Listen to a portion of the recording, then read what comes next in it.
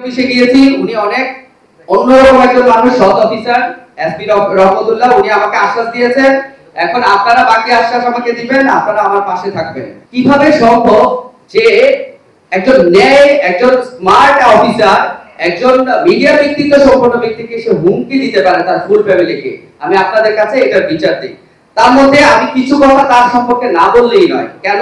কারণ কিছু কিছু বিষয় আপনারা জানেন না, যেটা আমি ভিতরগত থেকে জানি। আমি আজকে আপনাদের সামনে তুলে ধরবো। সেটা হচ্ছে, তার নামে রয়েছে সৌদি আরবে 160 কোটি টাকা, গত 160 কোটি টাকা, এবং দুবাইয়ে রয়েছে 300 কোটি টাকার চেক জালিয়াতির মামলা, যেটা আমার কাছে প্রুফ আছে। আপনারা চাইলে আমাদের কাছ থেকে নিতে পারবেন। কোন দেশে সে ঢুকতে কিন্তু পারে না। আপনারা খোঁজ নিয়ে দেখেন, দুবাইতে সে ব্ল্যাক লিস্ট, সে কোথাও যে ঢুকতে পারে না, কারণ তার চেকের মামলা সেই সব, তার যত ব্যবসা বাণিজ্য সব ব্ল্যাক লিস্ট করে দিয়েছে। তারপর দেশের বাইরে কিন্তু এখন সে যেতে পারে না, তার দেশের বাইরে নিষেধাজ্ঞা। অনেক অনেক পত্রিকার কাটিংগুলো আমার কাছে আছে। গ্রেফতারি করে নিয়ে উপজেলা চেয়ারম্যান নির্বাচিত হলেন জসিমউদ্দিন, সে 2 নম্বরে করে নির্বাচিত হয়েছে, এনটিভি করেছে।